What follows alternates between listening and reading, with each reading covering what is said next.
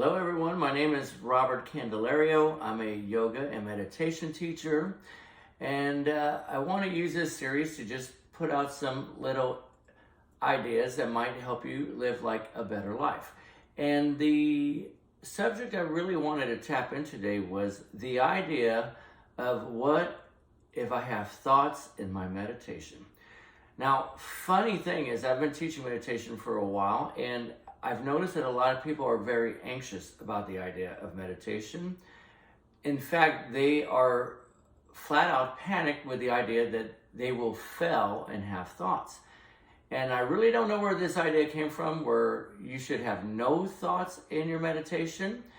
But if you want to think of a reason why you would do meditation, or what you would maybe develop as a skill, would be maybe things like to be clear about things. The clarity of just being honest and real. And you could say that the definition of meditation is to study, to sit with, to contemplate, to observe. Now, as we're sitting with these things, you could go to a museum, and the museum would have an art piece, and you would sit and watch it in meditation, and maybe you would get a feeling from that, right? So when you're in meditation, you might get feelings, you might get no feelings. The enlightenment that comes from meditation is a lot like when someone tells you a joke. When you get a really good joke, not only are you laughing because emotionally it touched you, but you can totally see how it worked, and you have full understanding of it. And when it hits you, it hits you. And if you don't get the joke, you don't get the joke. Even if someone explains it to you, you might give a polite ha ha ha, but you still don't really get it, right? It didn't touch you right. And that's the way our meditation is. We are looking at whatever is there, and it's either going to pop up or nothing will pop up, but it is not a formula. If we do meditation thinking that we must be relaxed and calm, you will probably stress out about not being relaxed or calm enough. Now, I had a client about 8 years ago who says, Robert, I've done meditation, I'm getting very anxious with it. And I kind of knew already what happened, so I told him, well, what's your goal? And he says, my goal was to use meditation as a way to relax and be calm, which is not really a great reason to do this, because now we're trying to create a formula. If I do this, this, and this, then I'll be calm or peaceful or happy. And that's already the rat race you live in. So why would you reinforce a negative pathway?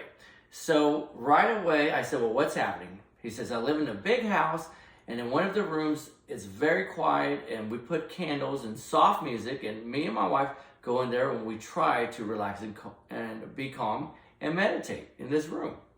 So I says, well, what happened? He goes, I just feel more anxious now. And so if you think about it, like Pablo's dog, and Pablo's dog is where the kibble falls down and every time the bell rings, and now the bell could ring and the dog is salivating. So this person was training himself that for him to be calm and relaxed, you needed soft music, a dark room, and maybe some candles, and that's how you would find peace and calm. And of course, when he walked out that door, he was being bombarded by real life. So that training did not work for him. So basically what I did was I took him out by the street and I said, give yourself permission to hear the sounds. Listen to the dogs barking. If there's a baby crying, it's part of the scenario that we're listening to. Whatever is there, just give it permission to be. And after that first time, he got it. What is the training? The training is to feel yourself, whether you're counting, doing a walking meditation, staring at the stars meditation, looking at a candle meditation. What you're really doing, whether you're counting, breathing, sitting still, not doing anything, is just observing what is. Now, you might say, well, I like this meditation better than another one. Counting aggravates me, or being still makes me feel nervous. But that is okay, because we're not trying to achieve anything other than what happens. So what you might say is, when I feel this pillow, or I feel my couch, or I feel this picture frame,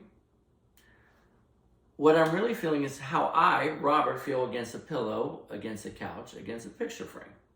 I'm feeling me against it. So when you're counting, when you're sitting still, what you're really feeling is yourself. How do you feel with this? How do you feel with counting? How do you feel with looking at stars?